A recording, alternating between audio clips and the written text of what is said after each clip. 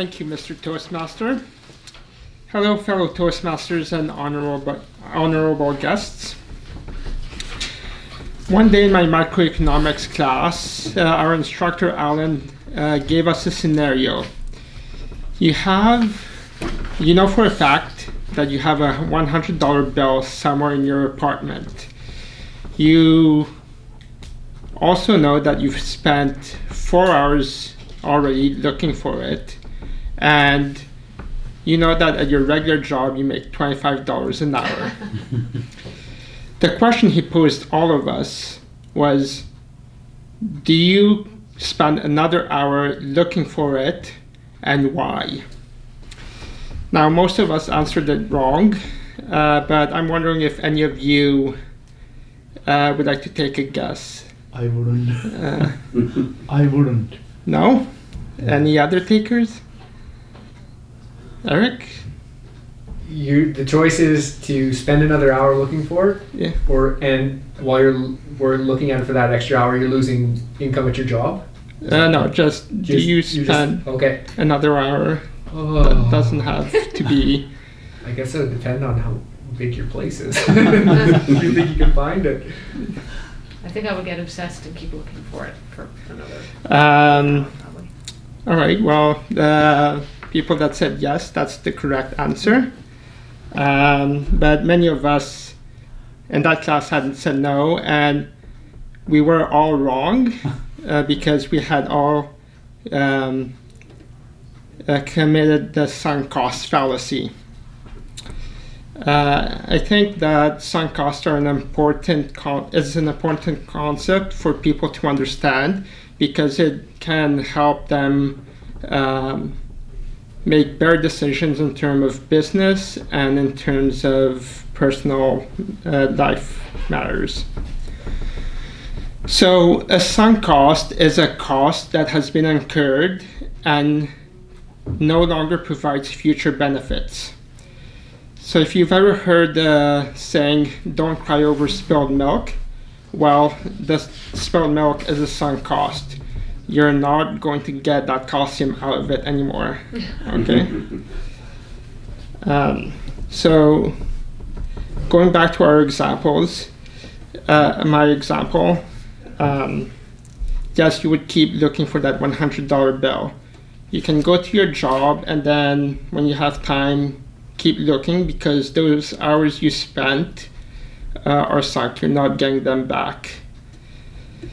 So to give you guys a more concrete example, Target in 2015 decided to exit the Canadian market.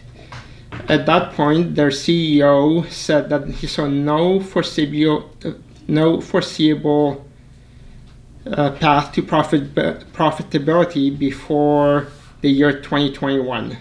So that would have been 6 years of no profits.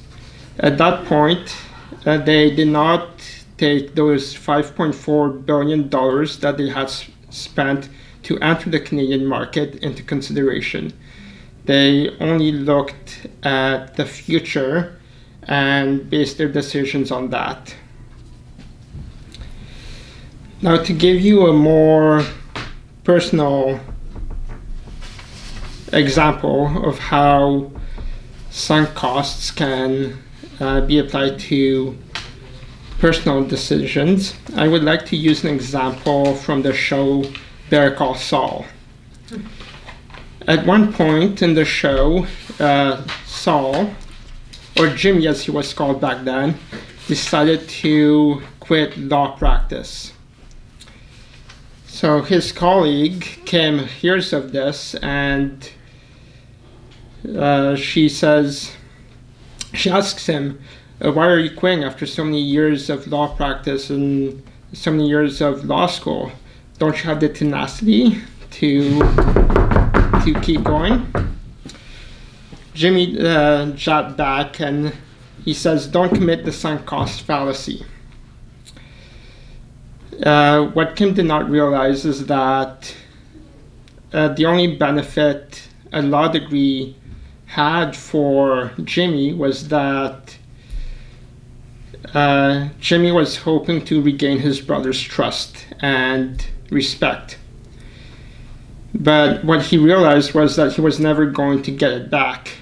So at that point, the law degree became useless to him, and therefore was a sunk cost. So he quit law school and law practice, and he was happier for it. So remember, sunk costs are incurred costs that no longer provide future benefits. Your decisions shouldn't take them into account at any cost. From now on, when you're going to make a decision, ask yourself, from this point forward, what is best for me? Thank you. Thank you very much, Mike. Okay, Mr. Timer, let's have 2 minutes while you evaluate his speech.